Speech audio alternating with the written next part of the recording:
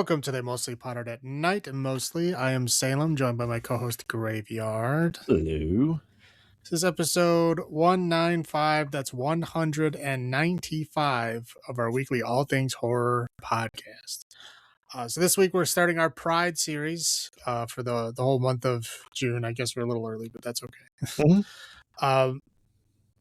But this week we're doing a group of films that are not directly connected to the Pride LGBT crowd, but many of those groups identify with them. These are usually movies that people talk about. You know, they're not overtly gay or marketed as gay, but they're commonly thought of as coded messages, you know, in a way to specifically speak to those groups, or at least, you know, describe it to other people curious about it or the experience of that time period. Yes. So that's what we're doing. Probably the earliest example, Dracula's Daughter from 1936, and then a couple from the 80s with Cat People and The Hunger. Yeah, so what is interesting is I watched both Cat People because there's a 1942 one that's also heavily coded as it, and obviously the remake is as well. So I did not see anything about the original one, but I've never seen it, so I don't know. Yeah, Cat People 82 is just a remake. Well, it is a remake, but yeah. I can almost guarantee you that one's superior to the original one. Oh, yes. So, it's like the different version of. So don't just a remake. Yeah, it's, you know, difference from like the Black Cat series did way all ago, right? All the like 8 versions of Black Cat, the Black Cat. Well, yeah. Yeah, I watched most of that. I don't even remember how many there was. There was a lot. Yeah, there was. All right. So I guess I will start off with Dracula's Daughter. Mm-hmm. Now this one, interestingly enough, basically picks up where the original Dracula ended. Yeah. The intro of this scene is like the cops go on scene, find a dead Renfield, find Van Helsing having just stabbed and killed Dracula. Mm-hmm. And so they're like, oh, well, you killed somebody. You're coming with us. They bring him down to the station and they, like, you know, collect the bodies and put them in the morgue. And, you know, they're investigating it like a murder. I mean, yeah. And Van Helsing is just straight up saying, like, yep, I killed him because he was a vampire and he was 500 years old. And they're like, yeah, you sound crazy. Like this is not a defense. Like, you know, you're going to be convicted for this. Like, and so, you know, there's kind of wackiness with the police at the morgue, but then Dracula's daughter shows up at the morgue demanding to see Dracula's body. Mm-hmm. Of course, they say no, and then she hypnotizes them with this big giant ring that she has. Hell yeah. And then she basically takes his body, brings it out into the woods, and then burns it, kind of with a mantra of like, I'm free now.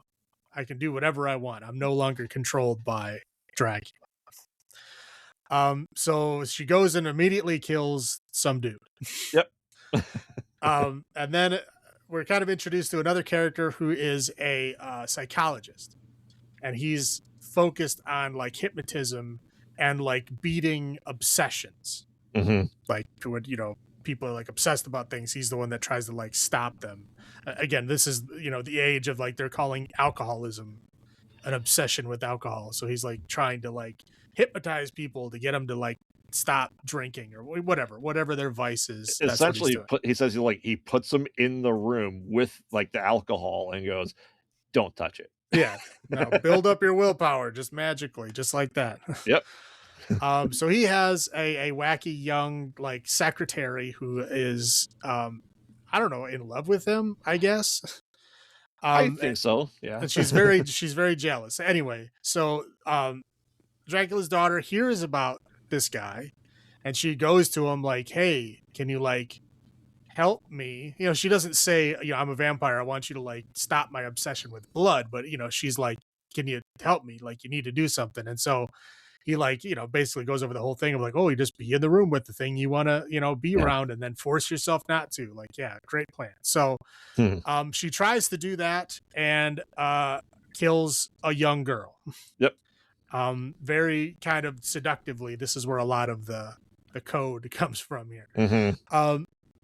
And basically, so the doctor at this point kind of gets wrapped into it a little more, because he is now like helping the police investigate these murders, because they seem to be related, because they're all showing up, like lack of blood, like kind of hypnotized into a trance.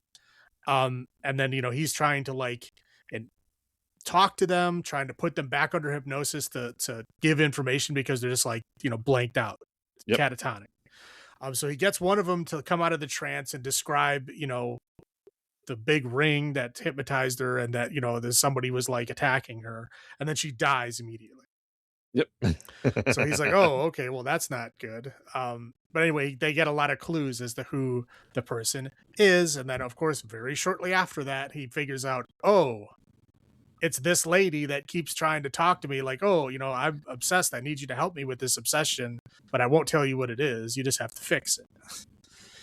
And so he, kind of tells her like, yeah, I'm not going with you, because she's like trying to leave the country. I'm going back to Transylvania. Right. Come She's with. going back to Transylvania, and she's trying to get the doctor to go with her. And he's like, no. So she kidnaps the secretary, and then goes to Transylvania, and then he follows her there. Yep. And then they get there, and he like, he gets there before the police do. And he, of course, the Transylvanian folks, kind of like just how they are in Dracula, are like, oh yeah, that's Dracula's castle. There's a light on up there. We know the lady's back. So he goes in there, just walks right in, and goes, hey, is the secretary here? And she's like, yep.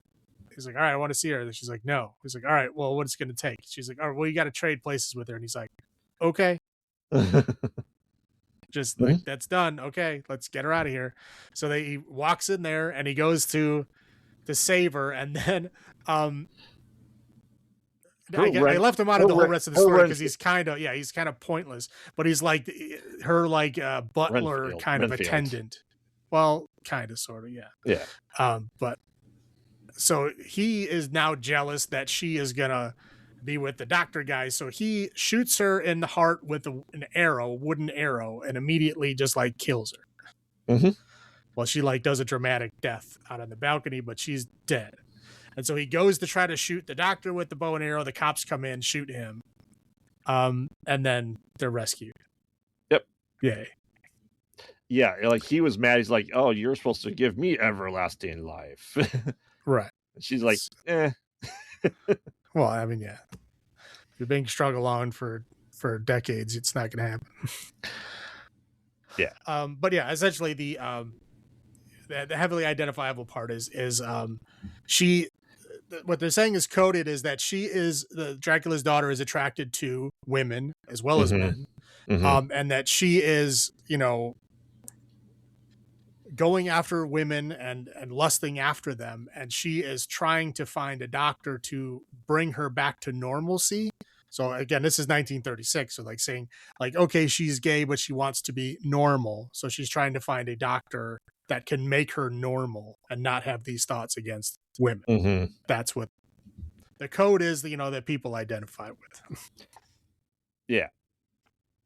And you had never seen this before, right? No. It's been a long time since I watched this movie, and I had forgotten, like I said, it's a like legit direct sequel to Dracula. Yeah, I was kind of laughing. I was like, wow, this is just literally like right after the end. It just like curtain down, curtain up. It's like that's it.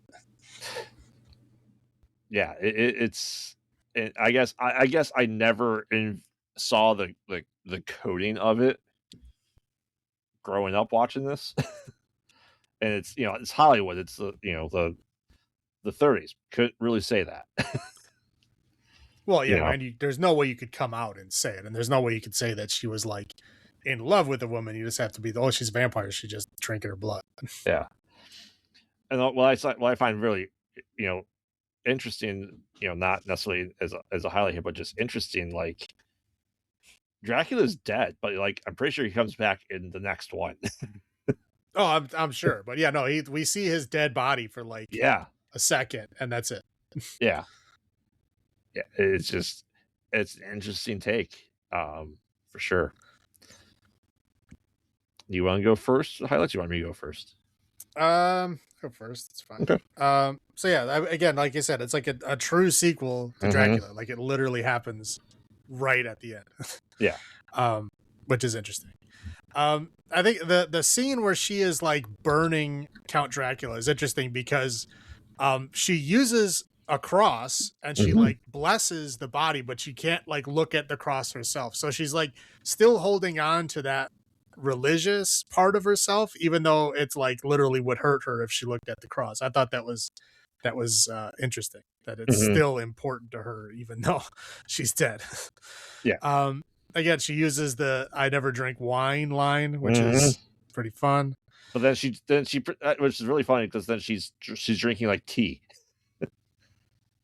in the next scene, which is funny. Maybe it's blood tea. Maybe. But yeah, again, like we already talked about, the kind of whole coding thing. Like, I mean, I would have never thought of it, but I can see how people can identify with it. That's all I got. Yeah, like I said, it's like I said, just it is a direct sequel. It's interesting they take it right there. Like even I'm pretty sure it's the same Van Helsing, right? I think they brought back anyone that they were able to. I think it's really just Van Helsing that's back. I think it's the same guy. Oh, I don't remember. It's been a minute since I've seen it. Yeah, like I said, it's just interesting for it to be a sequel and it being 5 years later. 4, I think it was 32, wasn't it? Yeah, 31 or 32, but yeah, it's good. It is a classic. It's interesting. I don't think we really get an explanation of how that's his daughter. Does he like mean that he created her? And it kind of has like different lore in it, right? Because if Dracula created her, let's say, she kind of assumes that he's dead and now I'm no longer a vampire. That's kind of what I got. Like she thought she was going to be free and then she just wasn't. And then she was like, "Oh, well maybe I just need to like have a doctor cure me of my obsession for blood." I guess it's like the second stage of her like trying to get back to normal, but like you're dead, lady. Yeah. like you're hundreds dead, of years old. Right. Dead is not just going to wear off. Right. Yeah. So it's just interesting that they did it that way without just magically bringing Dracula back. So like it's a good sequel in that way. I said, and I guess her Renfield, her servant, don't want to call him familiar because that's not a familiar at this point in time in vampire lore. But manservant's like, yeah, you're gonna change me to live forever. She's like, nah. And he's like, okay, I'll just kill you. Okay, cool. Well, it's always like that. If you have a servant, because a vampire, like, needs a human servant because otherwise, there's no one to watch over them during the day. Right. So if they make them a vampire, then they'd have to find another person to watch over both of them. Which is always interesting because you think you'd see all the weaknesses and how easily they can get killed. And you still go, that sounds good to me. Knowing that but you also get eternal life. Yeah. So, and you said the coding. Like I said, I would never caught that, but it's there. I'll roll into my low points. And like one of her things, she's like, "Oh man, now I can play normal music." Like what? Like she's playing piano. I can play normal music now. Like what? You're like, if you're a vampire, are you forced to play a cerent type of music on the piano? Yeah, I don't spooky understand. Organ music. Now she doesn't have to play the organ anymore. Now she can play the regular piano. That was, see, I guess. Difference. I'm like, what does that make a difference? Well, I think they were trying to get at that, like Dracula was like, she was under his control. Yeah. So like, how the brides, like Dracula's brides, yeah, they're like, they're servants. They just do what he tells them to do. They don't really have lives of their own. I think she was supposed to be like one of those. And now that she's free, she can be her own person. Yeah. But yeah, they do say it a little goofy, but I'm that's what I got out of it.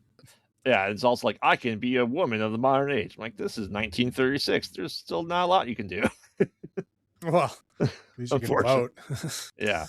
Um, honestly, to me, doesn't really feel like a horror movie. There's like a lot, like they call in Scotland Yard, and it's like more of like a murder mystery at this point in time. I mean, there's vampires and there's Yeah, a lot of dead people. yeah, So, I mean, how loosely are we, I know. assigning the horror tag? Yeah, and it does feel just like Dracula, but reverse. Like, the opening scene of the village is now the closing scene at the village. I guess is trying to make it a full circle. Um, and what's really interesting is some of the lore that they still use. Like, in Blade, he's able to shoot silver bullets and kill vampires. But the whole idea of the wooden stake through the heart wasn't that it was just going through the heart, right? It's to pin you. It's not that it kills them, but it's essentially just to pin them to the ground in traditional lore. But I'm like, I'm not sure. I feel like an arrow going through the heart is enough to kill a vampire. Well, again, vampires especially is every vampire movie you watch, you have to relearn the rules for that particular movie. Mm-hmm. People change the rules all the time. I mean, really, you watch every vampire movie out there, Yeah. just about every single one is going to have a different set of rules. Yeah. Yeah, some of them are similar, but some of them have goofy stuff. You know what I mean? Some of them completely ignore a lot of this stuff. Like how often do you see, roses hurting vampires in movies? Almost never. Correct. Right? But that is technically one of the things in the original Dracula that would hurt him. So it's all over the place. So like, yeah, silver bullets hurting them. Sometimes they do, sometimes they don't. The stake killing them outright. Sometimes they do, sometimes they don't. Sometimes they Yeah. just, put them in like a coma state. Yeah. Sometimes it pins them down to the point where they're paralyzed, but they're not dead. Right. Yeah. Again, but every movie is completely different. Yeah. Again, like vampire movies, I always say this: you can't judge. Oh, I think this is incorrect. Well, it's every movie is incorrect. Every movie makes their own vampire rules. Well, I think what's interesting, essentially being the second Dracula, outside the first, vampire or second vampire movie, is that it actually has there, and I feel like that part was forgotten in like the lore for like 60-ish years. That it would potentially work according to the second movie about Dracula. Well, again, I mean, it's supposed to be the stake through the heart to keep you pinned to the Mm-hmm. earth, and then you Right. chop their head off so that their spirit can escape the body. And bury the head separately, yes, because if you Right. just stake them, you take the stake out, they can come back out. Right. If you don't Yeah. cut the head off. But if you Right. stake them and then cut the head off, the spirit can't come back. Yeah. It's like Yeah. opening up a can of pop, right? Mm-hmm. Like the gas is out. You can't put the gas back in. Right. Right. Yeah, and the let's face it, that cop there, it was goofy. The cops, scenes. Like, Yeah. oh, you're a cop. I want to go meet, go see the crap, the Irish people, Scotland Yard. You're like, yeah, you don't have. Scotland Yard Sorry, Irish people? sorry, I had the brain fart Wow. there. But he's like, I want to see, meet the guy from Scotland Yard. He's like, you don't have rank to that. I'm like, he's a cop. Why would he not have rank to also meet the guy from Scotland Yard? Well, Scotland Yard is the investigative branch. A beat Yeah. cop can't just go up, hey man, I need your help. Nope. Yeah. You gotta follow the line of succession there. Yeah. And I like they're talking about, it's just interesting. They never really show it, but like, there's rats in the room. No, there's not. Opens the door. Nope, no rats. I mean, I would just assume that Dracula was coming back to life and scratching at the coffin in my head. I don't know. They're clearly looking at things that aren't rats. Right. I mean, we Like, never you're see it, though, looking. so I have no idea what the hell it was. So, those are my low points. How about yours?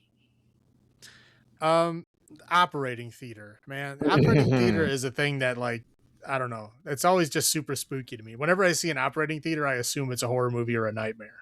Yeah. Like just never pleasant. Mm-hmm. And everybody like, oh, let's go to a party, and like every single person is wearing a tuxedo or like an evening gown, Yep. like every day. Like, wow, like that takes a lot of time and effort to keep dressed up all the time. Yeah. The secretary was confusing me. I was like, is she obsessed? Is she just annoying? Like, but eventually I figured out, like, okay, she's just jealous. So when he goes to meet her alone to talk about her obsession, she's assuming that she's hitting on it. And Mm. she's trying to like interrupt it so that they don't like, hit it off because Right. she is what like that. I eventually figured out that's what was going on, but I was very confused.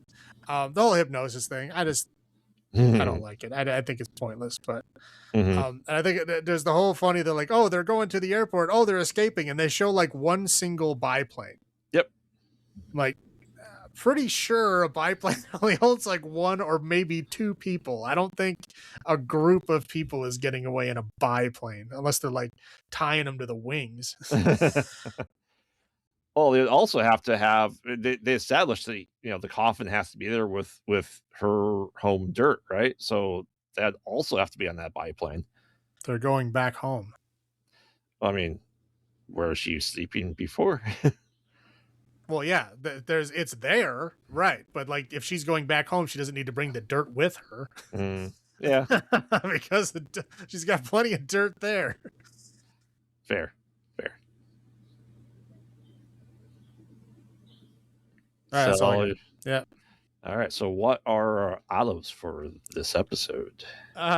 We're doing Bowie appearances because he appears in two of these. Not this one, obviously.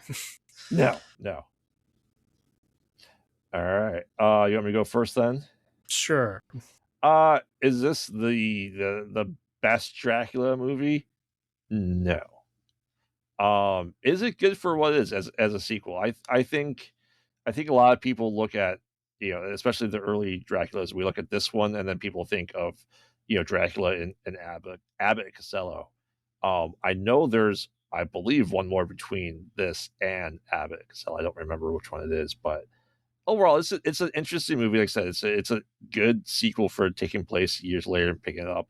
So I will give this a solid 6 Bowie appearances out of 10. How about you?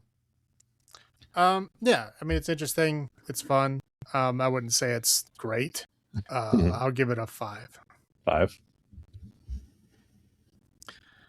And then we fast forward like 50 years for cat people. Yeah. So essentially, we're opened up with the Black Panther tree of life from Wakanda. It seems like, right? As an opening dream sequence, but we're introduced to like essentially like a panther god that comes down there and is able to, a maiden inside the tree, and then that's how you become a werecat or werepanther, whatever you want to call them. I don't think they actually say werecat, werepanther, do they? They don't say those words now. Yeah. They say panther. They're supposed to be panthers, but those are actually cougars that are dyed black. Yeah, because they don't sound like panthers. Well, they call them leopards. Actually, they look like panthers, but they call them leopards. Mm-hmm. And they're actually cougars that are dyed black because, from what they say, leopards cannot be trained. I don't know what that means, but I saw it multiple times saying leopards are impossible to train, literally impossible to train, and apparently cougars are not. Huh. Oh, okay. I learned something new, I suppose.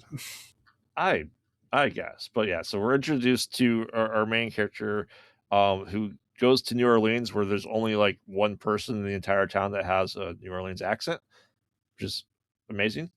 And she's trying to meet. To be fair, most people that live in New Orleans don't actually come from New Orleans. Yeah. And she's there to meet her brother. And I'll just say at the time, there's some sexual tension, and like, oh, then you find out that later, just spoilers, like they're actually like foster brother and sister.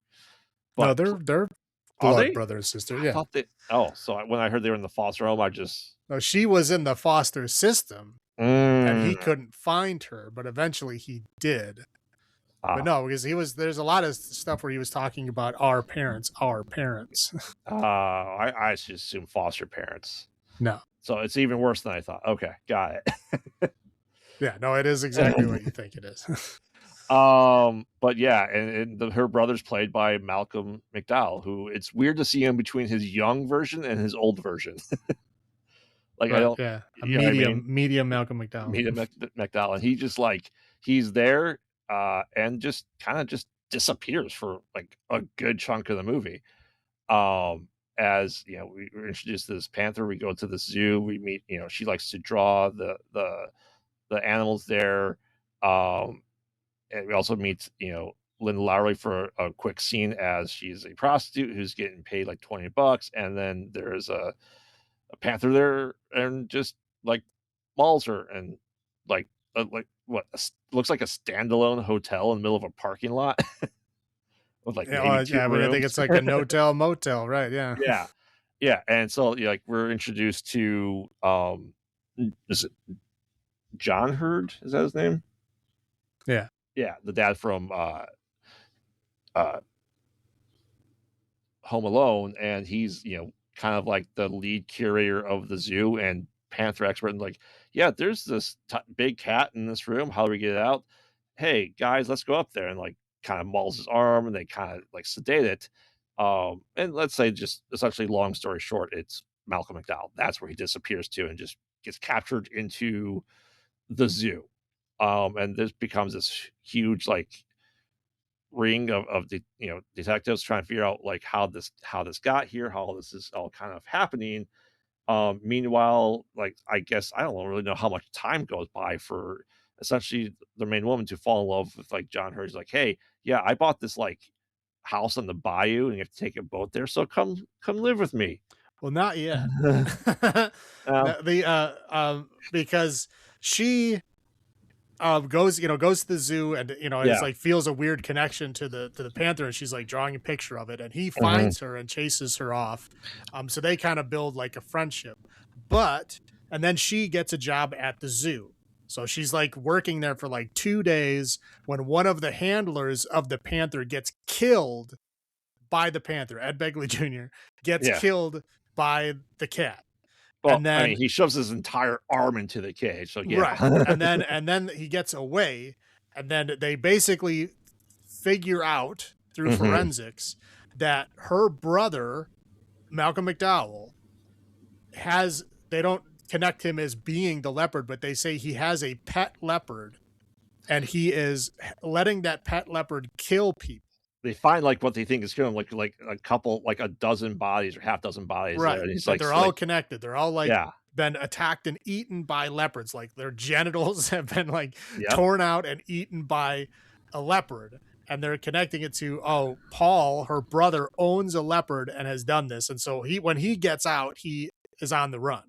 yeah, And so when she is like, figures that out, she obviously doesn't want to go home hmm, because, Paul is a murderer, yeah, that she found out. And so she's like, I don't know where to go. And so this new friendship that she has with the zoo curator guy, he's like, okay, let's go somewhere where we can hide out. hmm, That's why they go to the house in the bayou. yeah.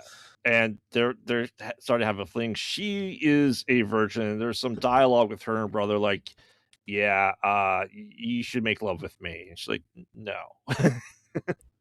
no.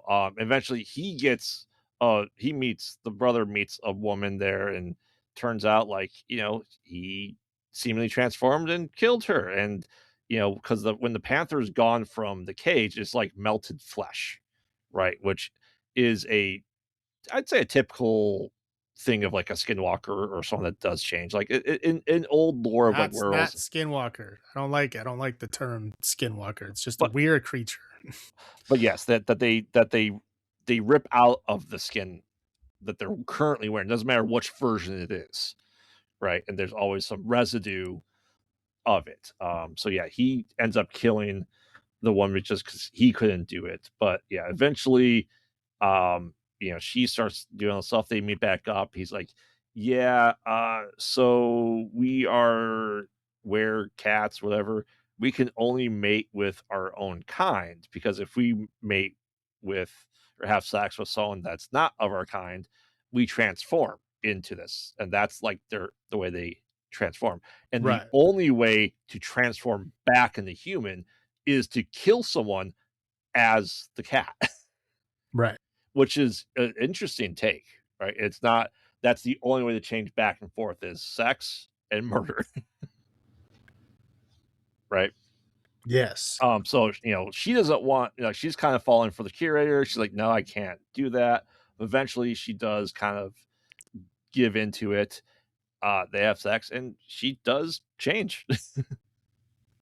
Well, there's a couple of times where they get close, Yeah, and she like pulls away at the last second, and they show her like kind of like coming into her own, like, getting like weirdly turned on. But she like, as that happens, like her senses like heighten, yeah, she's and like a she hunting gets scene, right. hunt And like yeah, she like goes out and like kills a rabbit with her teeth, yeah, stuff like that. So she's not changing into a cat yet, but you can tell like just getting that sexual awakening is enough to like get her going. right. And all this while, there's this other woman that works at the zoo that's kind of jealous, and like, she had, as you said, she's able to do these things. She's like, she starts kind of having some claws. She's tears up this woman's clothes just with her bare hands. He said just kills people, has the night visions, able to sense the blood, even able to see the snake at night with its body temperature for some reason. Um, as snakes are notoriously known for being warm blooded, right? Well, Um, they're yeah, warmer than the yeah. than the tree. But eventually they give in. She has sex, and she gets captured. She's becomes the cat, and they think it's the escaped cat. So that detectives are called in. It's funny because like the person comes and gets the cops, like instead of calling, drives over, like it's on the bridge. Cool, let's go. Like you could have just called. Uh, but she's kind of cornered as the cat on the bridge.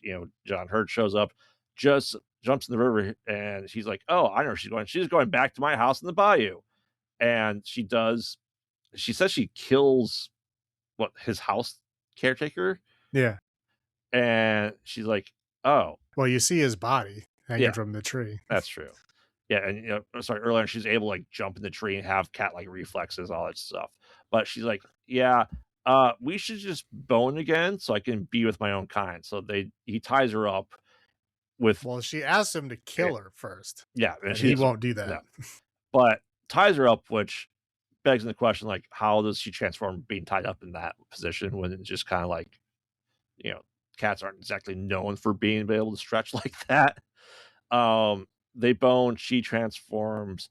We don't see what really happens, but then she's just back in, you know, the cage at the zoo, and he's kind of feeding her and giving her scratches as she's now living life back as the cat, as the panther. Yep. Yep. Um, I don't recall if I've seen this before. I don't know if it's just because I heard so much about it over the years and seen clips from it, but I don't recall seeing this. Do you? Yeah, I've seen it. Okay. I saw it. There's again, I was into vampires and weird Yeah. stuff Yeah. for a while, so this it popped up, and plus it has a David Bowie song on the soundtrack. So Yes. a David Bowie song specifically for this movie, but Mm-hmm. the song became big. The song Mm. was bigger than the movie was. Yeah. Huh. Yeah, but I said maybe I don't recall. In my head, I think I have cat people and cat's eyes from like the 90s and mixed up in my head for some reason. And I think Uh, that's what I thought. it happens to me all the time. So Yeah, it's like said even though it's like I had 10 Reanimator and years. From Beyond mixed up for the longest time. So Yeah. I understand. Yeah. And it's interesting rewatching this going, oh, because there's Werepanthers in True Blood, right? Yep. And so if and I don't know if, since this is a remake of the 1942 one, was that the first lore of werecats, werepanthers was from that movie? 'Cause I don't know if it being in like zeitgeist of like actual folklore and superstition. It is, but it's like you're talking ancient stuff. Okay. You're talking like ancient, like Central American stuff. they talked about people like cat people. I mean, that makes sense. I guess where the more dangerous animal is. So if you have wolves, you're gonna have a werewolf. If you have big cats, you're gonna have a werecat. Right. I mean, Africa as well. Obviously, Yeah. that's where the whole Black Panther mythos came from. Was Mhm. there's cat people in the lore because there's been cats for a long time. Just like werewolves were in old folklore. It's the same thing. Yeah. Oh, that's definitely, especially around like the Black Forest. Mm-hmm. So interesting. I guess there isn't a lot of talk about werecats. No, they're usually secondary. It's like werewolves, and then everything else is secondary. Right. Right. Which is interesting. It's I don't know why. I mean, I think it's just the same thing.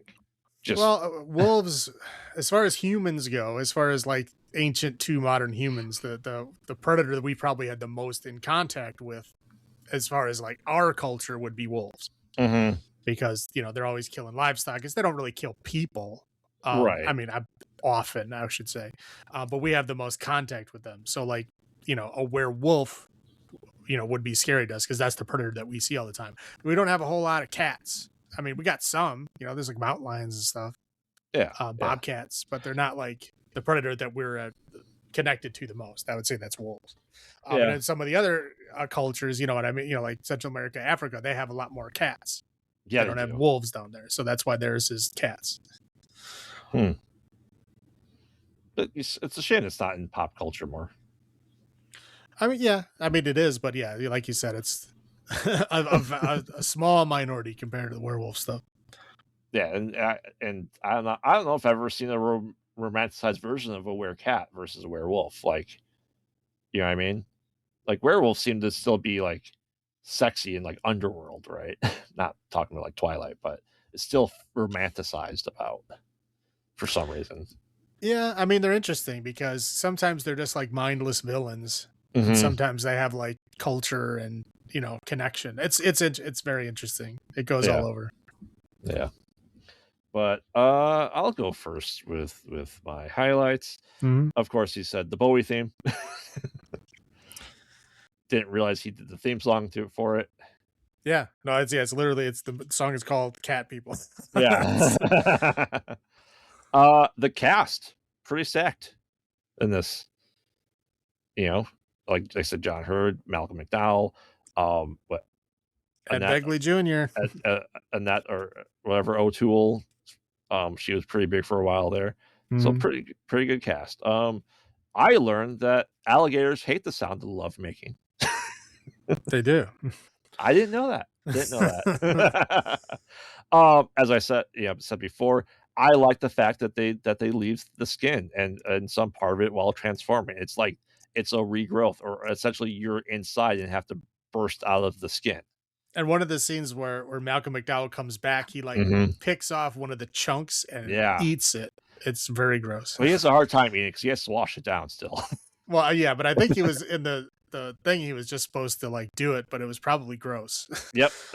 He held his face though, but he Yeah, couldn't swallow it, and that's okay. yeah. And after he gets killed in panther form, like they open them up and there's like toxic goo and an arm. So like maybe kind of mid transformation. I don't know why that was like toxic like that. Well, it's weird because again, who knows? Like in the weird dream world that Malcolm McDowell brings her into when she like changes the first time. Hmm.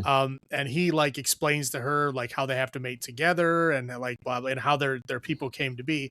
And he talks about how the people were like incubated in the cat, and that's how they became Mm, cat people. I, I kind of took it as like when they're a cat person, like the person is like incubated inside of them, and that's why when they change, they tear out, right. and vice versa. It's like there's always one inside of the other. I think that's what they meant.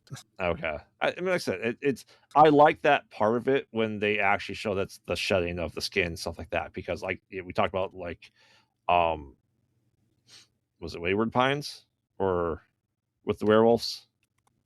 Oh, Jesus Christ, Hemlock Grove. Hemlock Grove, yes, and it's like, and I think it's true. Like it's painful it hurts, it's violent, it's bone crushing, like, you are not having a good time transforming. Right. And I think I like that more than just being, like, instantaneous, boom, you're back.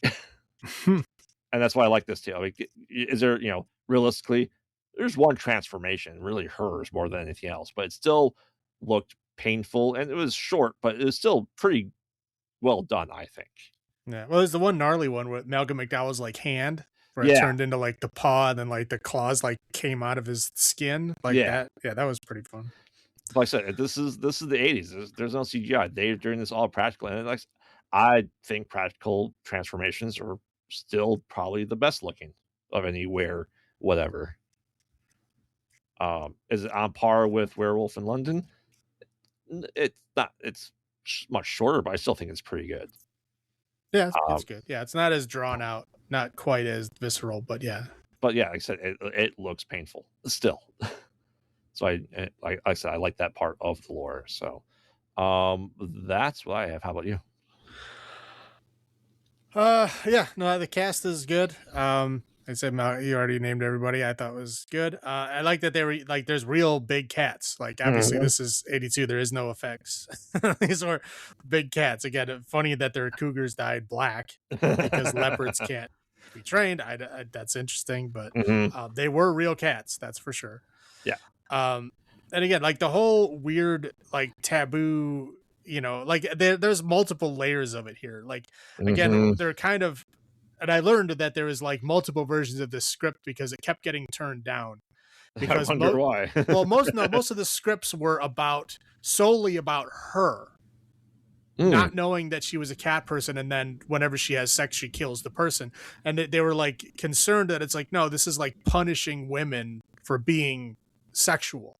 sexually positive. Right. And that's not like, you can't just do that. Don't do that. Right. So whoever was making this, good on them for saying that. And so they had to completely rewrite it to put in the brother so that there was a man that also had the same problem. So it's the Mm, cat person problem, not a woman problem. And then once they did that, then everything else fell into place.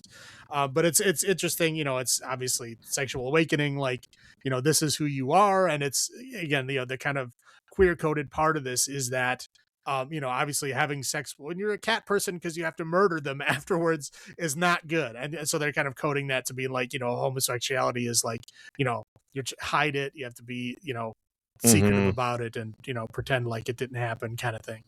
And that's what it does. But there's also the weird layer of like incest and, Right. and like, that kind of stuff of there's a lot of layers to it, but you can see where people, Yeah. identify with certain And parts I of it. just wanna just jump in there real fast. I forgot to mention this. I did watch the original, and the coding in there was a woman that liked this guy, fell in love with this guy, but didn't wanna get married, couldn't do her wifely duties because she's was different. She was gay. She just didn't know how to say that in the time periods. So I think that's where that coding came from. All right. So I also like the zoo and all the Mhm. animals, like the elephants and stuff. That was fun. I wonder if Yeah. that's the actual like zoo in New Orleans. It looked like a pretty shitty zoo. I hope not, because that zoo, part of the zoo is on my other side here. Yeah, like it looked like very dodgy. But anyway, I like the zoo animals and stuff. They look pretty fun. And of Mhm. course, David Bowie. I like David Bowie's song. So that's it for good stuff. Bad stuff. That brother was a creep, dude. That A little was bit. wow. It was like watching her sleeping, and then he's like immediately going in with the like, yeah, we should like, get it on. Like Yep. the first day, and she's like, how about I just go to sleep? Mhm. But yeah, it was creepy. Malcolm McDowell played it very well. Yeah. Um, okay. Now the cat that they knocked out to put on the autopsy table. One, I felt bad for that cat because it was obviously like sedated, Yep. right? Mhm. And two, like it was obviously still alive. Like you could see it breathing, you could see its paws twitching and stuff. Like it was just asleep. And it was like sitting on the autopsy table, and then they're like cutting it open. Obviously, I know he wasn't cutting open the actual cat, but I was like, that cat is alive. It's just sleeping. Like, this is making me uncomfortable. Mhm. I did not like that. And it would really suck not being able to bone without murdering someone afterwards. Oh, let alone someone that wasn't your family member. Right. Not a big fan of that. That's all I Yeah. got. Yeah, obviously now incest, bad.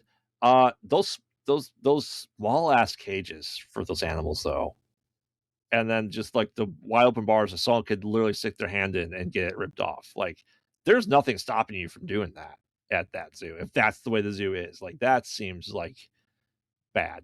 Yeah, I hope that was like an old timey zoo that they're no longer using, and they I just hope filmed so. there because it was available. That's what I'm hoping. Because like, yeah, that was, but it looked terrible for the animals. Like they just had a little bitty cage thing. It was Yeah, not, didn't look and fun. then kid could easily just stick his arm in. Right. um, having just what on a 40-acre walk in the woods and being concerned about ticks would really make me not want to be naked in the movie walking through the woods for some of these scenes. Well, Especially there's if you're a cat person, you'd be super sensitive. You'd know exactly where they are. but I'm just saying like the whole idea of having to be naked in the woods while filming is just awful. Yeah, I wouldn't be a fan of that either. No thanks. Yeah, yeah. Like I said, as for being New Orleans, we only have like one person with the New Orleans accent. There should have been more, I think. There. Well, no one would be able to understand what the fuck is happening in the movie. I mean, that is true. That's very true. So I wish there's that had the Nolans, but like, hey, look at that boat. Hey, look at that building. Hey, look at that boat. No thanks. I would not. That was playful banter. They I were know. giggling. I would not want a house on the bayou where there is gators. No, I don't. The South does not sound fun to me. No, In any way. It gets hotter. Yeah, it gets hotter. It gets more humid. The bugs get bigger. The animals get more terrifying. Like, no, there's nothing down there I need to see. no. It's just like none of that sounds is right. None of it sounds good or fun. I just like no. Let me just have to get a boat to get to my house. No. Right. Or like giant flying cockroaches, right? Yep. Well, those aren't cockroaches, they're palmetto bugs. Like, asshole. I know that palmetto bugs are named that so they don't sound like giant flying cockroaches, but that's what they are. I do not want to be anywhere near them. Yeah. Yeah, and just this is 1902. I would not want to work around animals that could literally rip me apart in any film. Well, I mean, some people are into that. I guess it's you always hear horror stories about people working with animals, and just like no thanks. Zoo people, I know they're trained to I know accidents happen, Yeah. but like zoo people are more trained. Like my fear is the amateur people that think they know what they're doing. Right. Like the one dude that's like, I know all about bears, and then he's like, eaten by fucking bears. Like, yeah, like those are the people that freak me out. Like you're a fucking amateur. Like just because you think you know a lot about bears does not mean that you do and that you are safe.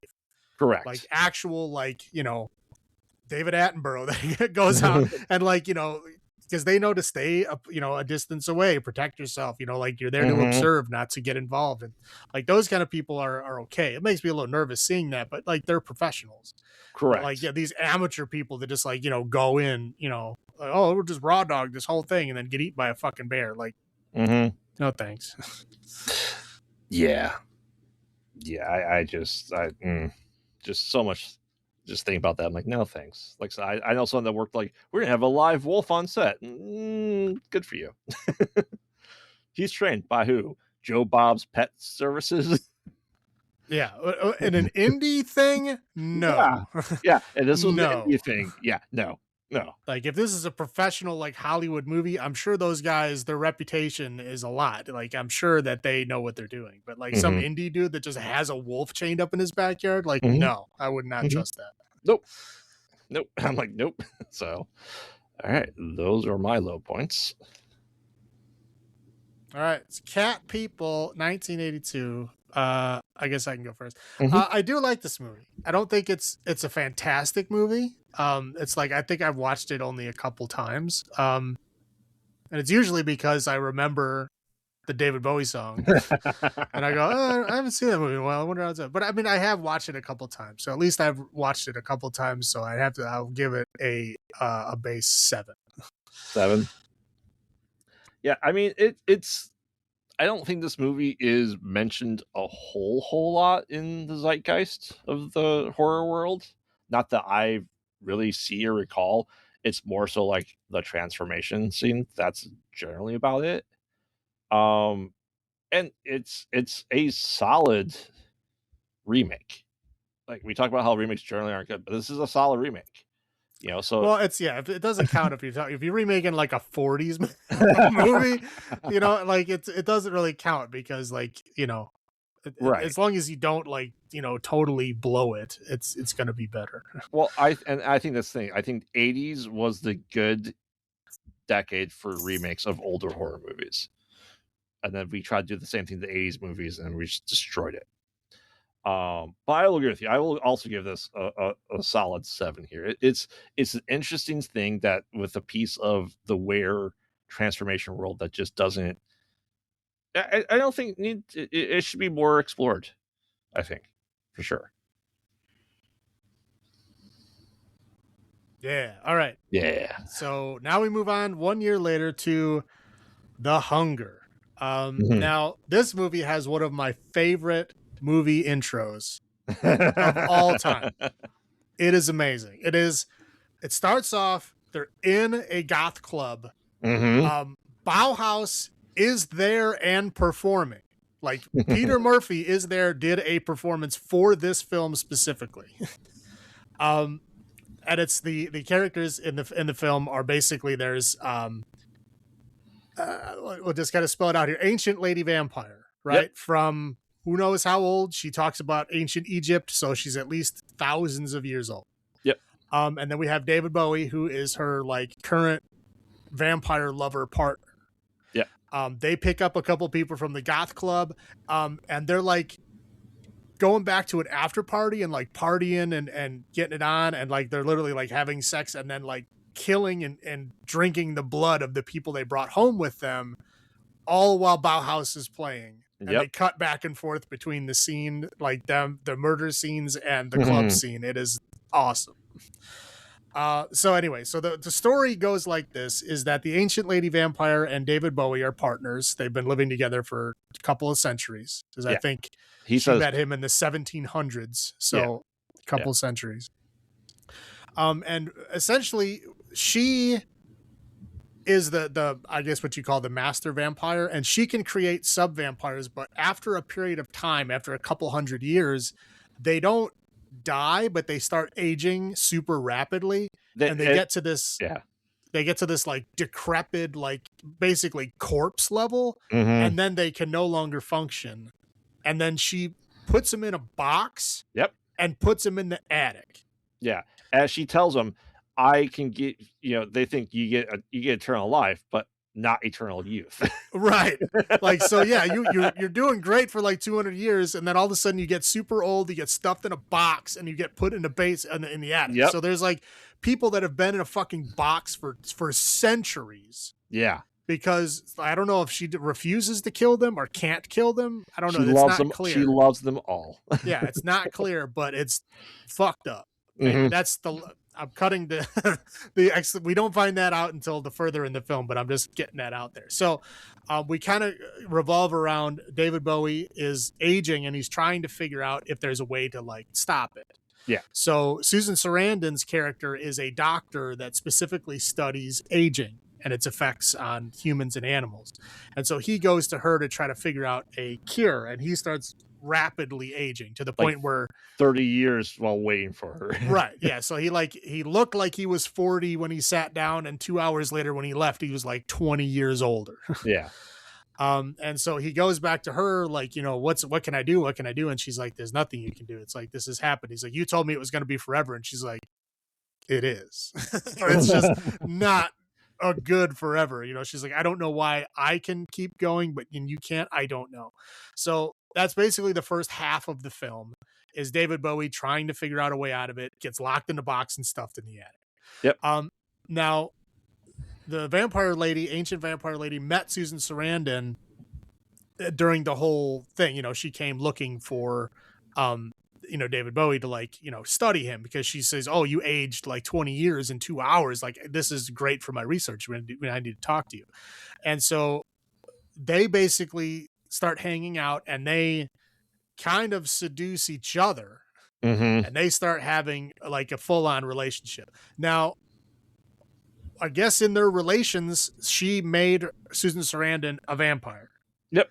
So then we have a kind of a long drawn out scene of like her like slowly changing. There's actually like the kind of like the scientific aspect where she like what's wrong with me? Something's up with me, and they like Well, studying her blood, and they see there's like two different blood types in her. There's right, her yeah, blood there's like and something else. Yeah. right, like yeah, your blood is literally like there's another kind of blood like attacking your blood, like something's going on, And she's like, and "Well, so who's winning?" right. And so she essentially like starts looking like she's dope sick, right? Like she Yep. needs like she's a heroin addict and needs like a Mm-hmm. fix. And she goes back to the lady, like, she tries to stay away from her because she doesn't want to get involved because she has a boyfriend and everything, and she's trying to like stay away from that. Again, this is a lot where the coding comes in. Mm-hmm. And she goes back to her and is like super sick, like, you gotta help me. And so she like brings a guy home for like her to eat. Right, she's like, Yeah. you need to drink blood. So she brings this guy home, kills the guy for her, but she refuses to drink the blood because she's still like pushing it away. Her boyfriend finally comes a looking for her. And she lets him in. He's like, "Oh yeah, she's upstairs. Go right ahead. Go look at her." And because she's like at the point where she's like, just dying, and she needs blood. Her thirst is too great. Right. So Yeah. she literally kills her boyfriend and drinks his blood and then feels much better. Yep.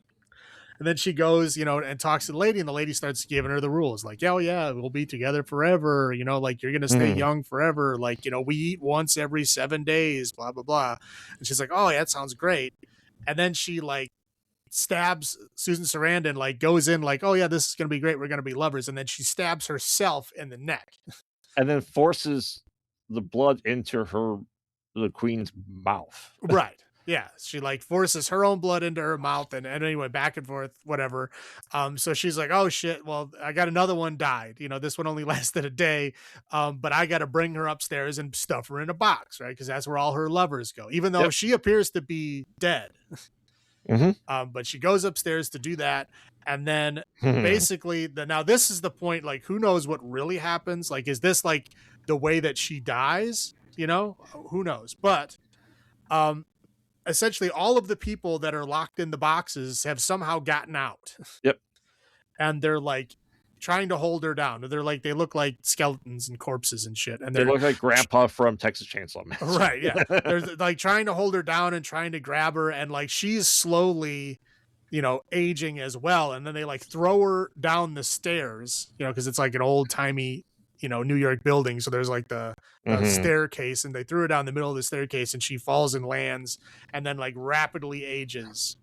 And then for some reason, well, again, who knows? Is like her blood going to another person, that becomes the version of her blood that they stay alive for 200 years and then slowly age. Now, I don't know if Susan Sarandon, because she was a scientist, maybe she figured like, "Oh, the blood has changed inside of me. Now I need to give it back to you." I'm pretty sure that would have happened over the thousands of years that she's had lovers, but whatever. Maybe Susan Sarandon, because she's a doctor, like fucking put something else in her blood, like Drano or something. I don't know. I don't know what happened, but whatever it was, it didn't quite kill her, but it put her in the same state as all the other people in the box. So Susan Sarandon, again, this is the spoiler for the end, stuffs her in a box and puts her in a storage area.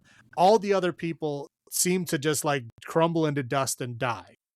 I have questions about that too. So there's a lot of questions. Who knows what the hell was actually going on up there?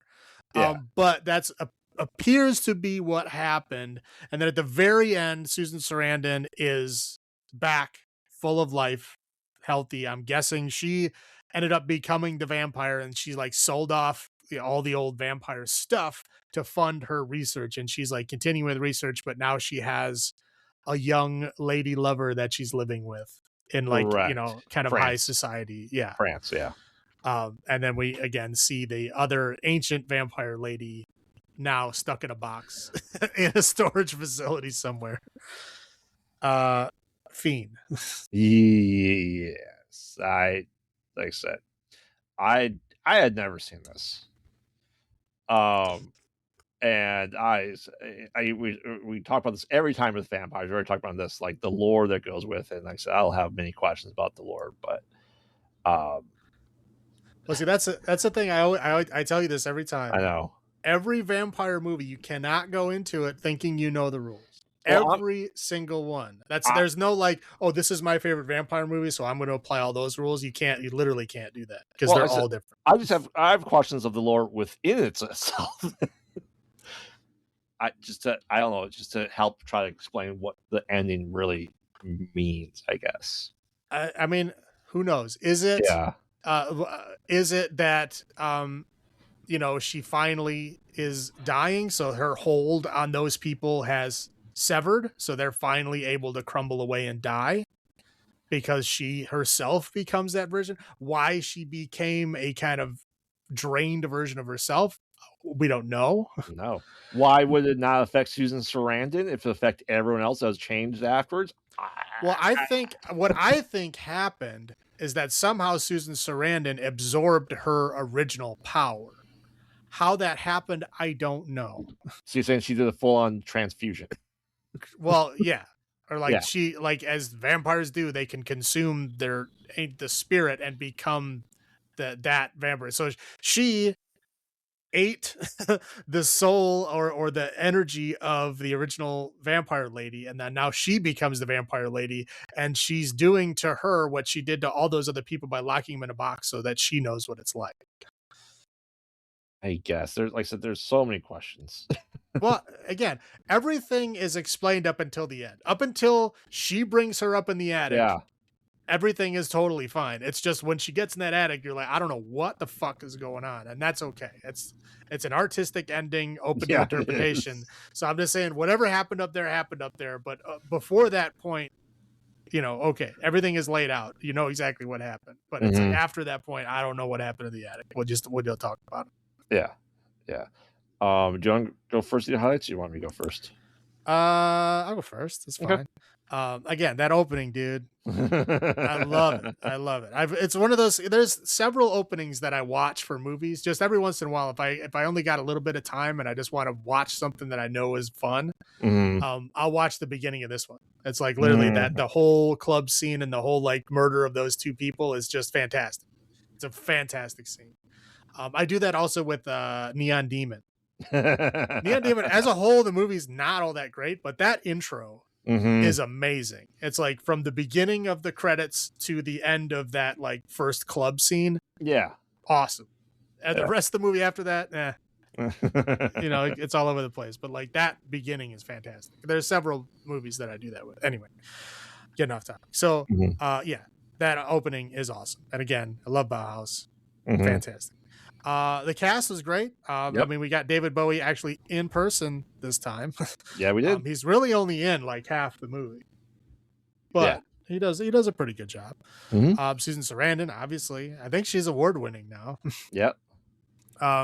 There's a cameo by Willem Dafoe. Yes, there is. He's only in it for like 5 seconds, but he's there. I was like, that's Willem Dafoe. A young Willem Dafoe. Yeah. Basically a cameo. I mean, it is a cameo. Yeah.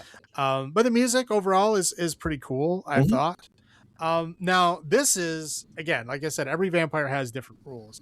This is, I think, a little bit unique as a vampire film, is that the vampires don't have fangs. Yeah. They don't have fangs at all. Like, they're vampires, they have to consume blood, but they literally don't, have fangs that come out and they bite people with the fangs. I don't even know, I can't even name another vampire movie that did that. So they basically carry around like a little ankh necklace, and the little ankh necklace is like a little tiny little knife, and they basically like stab them in the neck with that knife, and then they drink out of that hole. But they don't have teeth, so they have to like little knives to stab with. And it's pretty unique and pretty interesting. Again, I like the whole like there's a little, it was not a whole lot of scenes, but it was fun that they looked at it from like the scientific kind of medical process, Mm-hmm. trying to figure out what was going on. And again, this is coded is obviously there's a lesbian romance in the film. That's indisputable. That is there. Yeah, that yeah, happened. yeah. But there's also a big element of this came out right when the AIDS epidemic was getting big. Mm-hmm. This is the early 80s. So we have like a, not only is obviously they're, seeing the lesbian romance, seeing it in a more or less positive light, at least in the beginning, is interesting, right?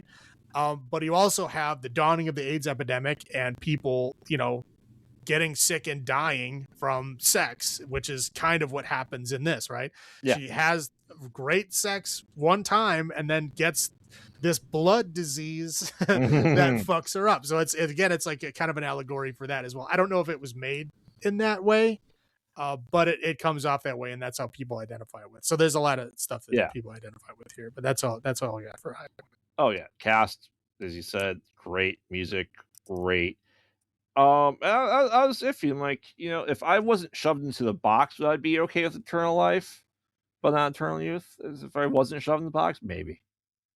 I don't know. I don't know, man. Like if there's a chance of me getting stuffed in a box and sitting in a box for like, I can't even imagine what your state of sanity would be after being locked in a box for like 500 years. Mm-hmm. You know what I mean? Like if I'm locked in a room for like a few days like that, you start getting a little shaky, right? Like I Yeah. can't imagine being in a dark box for centuries. Dear God. Yeah. Lesbians always great. And I said I wrote this. I'm like, I said, interesting vampire lore. Like the lore they have in this, I really haven't seen anywhere else that I can recall. Yeah, the only one that it's kind of draws a little bit of. You ever see the movie The Addiction? It probably like a long time ago. It's a weird, interesting. It's a black Yeah. and white movie where Christopher Walken is in it. Yeah. Yeah. Lily. I always get those Tomlin? confused. It's Lily Tomlin or Lily Taylor. I get them confused. Yeah. I think it's Tomlin. I think it's Yeah. Lily Tomlin is in it. It's pretty great. It's vampires, but it's kind of they kind of show it as like an addiction. So Right. like Yeah, it's an yeah, addiction yeah. of you drinking blood, and if you just like kick the addiction, you can just be a vampire without drinking blood. It's weird and interesting, but Yeah. it's kind of the only other one I would say is similar. Yeah. Like I said, the lore is unique and interesting.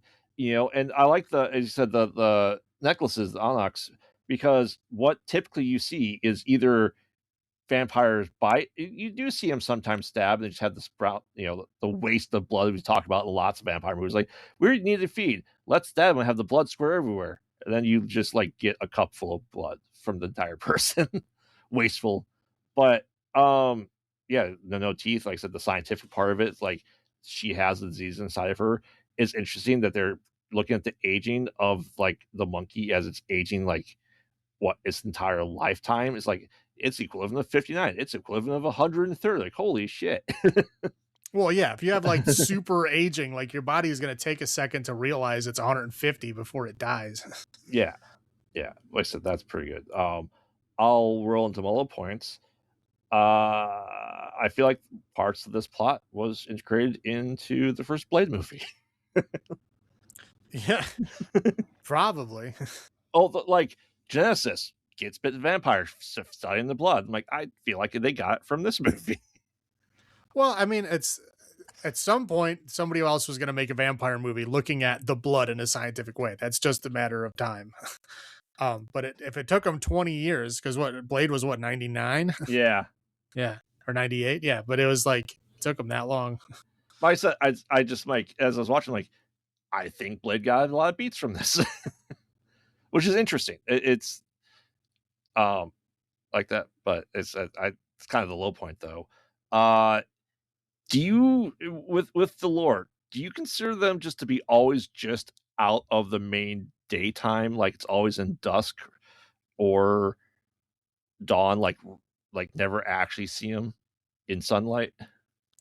Well, I mean, it's interesting because obviously they can't be like allergic to sunlight because they do go out and do stuff during the But day. it's like very overcast all the Well, time. it's very overcast, and if you notice, whenever they leave the house, they always wear a hat. Right. Like, yeah, like David Bowie's always wearing a fedora when he's out of the house, and Right. like she's always wearing a hat with the veil and everything. Again, they obviously can't be allergic to the point where they're going to catch on fire, but they're probably like they don't. They probably have like sunlight allergy or Right, something. because like when the girl that's playing music with them, like they never actually go to the door when it's like daylight. They just have them and buzz them in, but it's always like slightly streaming into the house with like natural light, but like turned down to, it's like 20% daylight. Right. Again, yeah, it's like you can obviously tell that sunlight probably bothers them, but not to the point where they have to like hide in a coffin during the day because obviously they don't do that. Right, right. But it's just interesting. It's always at that point in time, right? Mm. Um, but my God, rare steaks, gross.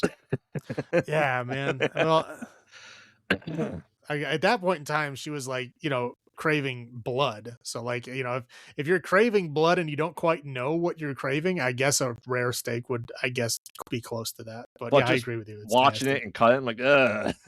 Yeah, no. I like medium. You know what I mean? I like Yeah, a pink center, but I like it to be cooked. correct. I don't want it to be that nasty raw in the middle. That shit's gross. I know someone that ate it black and blue, so it's seared for like 10 seconds per That's side. disgusting. I don't Um, disagree. I had a meal the other day. It was tenderloin, right? Mhm. This is not in a restaurant. This was like I got like a home meal thing. And it was like raw, like like it Ugh. was sliced up, and it looked like the grill Mhm. marks and everything on the top looked great, and like I moved the slices over, and it was like fucking raw in the middle, and I'm like, I don't think so. So I just literally took them out and just recooked it. Yep. Yep. And it was great. It was fine after that. But I was just like, I was thinking about it. Like some people just like eat it like that. Like that's gross. Tenderloin is generally the only cut you could get away with at the most. Maybe that's why they had it like that. I don't know. Correct. But it was Correct. like, Most, I'm most not doing this. because tenderloin doesn't have a lot of fat, so you don't want to cook it for very long. But like I said, watching that steak get cut, I'm like, ugh. Yeah, no thanks. I'm with you there. Like I said, and that just the ending. It's confusing as hell. It's, I guess, really open to interpretation without explanation. I don't understand. Like in my head, if everyone else was kind of withering, turned to dust, with her withering, turned to dust, other than your transfusion, like you said, it should affect her. And I don't know if that's like why we think in vampire lore that if you kill the main vampire, the rest change back. I would think they all be dead because then that special blood is not coursing in their veins, and they die, they become vampires, so they then should just die. Well, here's what I think. I think that the people that were locked in a box Mm-hmm. helped, right? They pooled together all the energy that they had to help Susan Sarandon take the whatever, like I said, the energy with the soul, the whatever it Mm-hmm. is, and give Essence. it to her. Yeah. Right. And it was her keeping them alive. It was her will that they stay alive that was keeping them alive. Once she lost the ability to keep them alive, Susan Sarandon let them die because that's what they wanted. They wanted to just die, and that's why they just crumbled to ash as soon as that transfer happened. They just crumbled to ash because Susan Sarandon was like, "You guys have suffered enough. Just die." And now that she's the one in charge, she does that to her so that she can know what it was like for all those people being locked in a box for centuries. That's what it is. Obviously, again, once we get into the attic, who knows? It's all up for interpretation. Nothing is stated. Nothing is said. Correct. It's just like we're looking at, okay, so it's like make up whatever headcanon you want. That's my headcanon. Okay. Is that Susan Sarandon somehow took the power from her and is now the master vampire, and she let all the other ones die because it was, like I said, it was that lady's will that was keeping them alive. Like she was saying, I can't kill you, you're part of me, whatever. Mm-hmm. Like she could, she just didn't want to let them go. And so Susan Sarandon, having no connection to them, was okay with just letting them die because that's what they wanted. And then she is now like, well, I see what you did to all these other people. That's horrible. So I'm going to do that to you. That's what I can get behind that. Yeah, like I tried to simple it down. Like what the fuck is going on? I don't know, but like okay, let's let's noodle it out here, and that's what I came up. Okay. Yeah, but those are my low points. All right. So yeah, those poor monkeys, man. Yeah. I felt so bad. I was like, man, this is like monkeys, like real monkeys looking bad. I don't like it. Again, when David Bowie kills the little kid, like he tries to kill a dude and he can't even do it because he's so weak and old. And the dude's just like, get the fuck off of me, and just pushes him down. He's an old man. So he like kills this little girl, like, because she's the only one that a little girl that trusts him. Like that's the only one that he could do. Like what some weak shit. But anyway, yeah, it's too weak for an adult, so I got to kill a kid. Like, dude, you're dying anyway. Just let it happen. And man, I can't imagine being locked in a box for centuries, dude. Like essentially eternity. Yeah, just kill me, man. Don't put me in a box forever. That's horrible. Ugh. That's all I got. All right. So The Hunger, 1983, Graveyard. What do you got? Oh, listen. First time seeing this. Will I watch again? I don't know. I doubt it, but I don't have any regrets watching it. I will give it 7.5 Bowie appearances out of 10. How about you? I love this movie. Like I said, not just the beginning. I think overall it's pretty great. There's a lot of interesting, unique stuff here. Obviously wasn't just like, recycled crap from other vampire movies. This is like an original take on the vampire kind of mythos here, and it's pretty fun. It's kind of like two films in one. And I don't know. I thought it's pretty great, so I'm gonna go 8.75. Okay. All right. Anything else you want to add? No, take us home. All right. So that's 1 week down. Stay tuned next week as we continue our Pride series with some films that have some positive gay characters. We start with Butcher Baker, Nightmare Maker, which is, I think, the oldest that we go. I don't think they have like positive gay characters before that point. And then we go out for Halloween with Hell Bent, but I think it's the early 2000s. And we end up in France with Knife Plus Heart, which I believe is pretty new. like a year or two. Right. Yeah. I haven't seen any of those, so I can't. I'm just going off of research and what people have told me. So if that's wrong, I apologize in advance. But we'll find out next week. So remember, we watch bad movies, so you don't have to. And this has been Graveyard saying, "Have you checked on the children?" This is Salem saying, "Long live the new."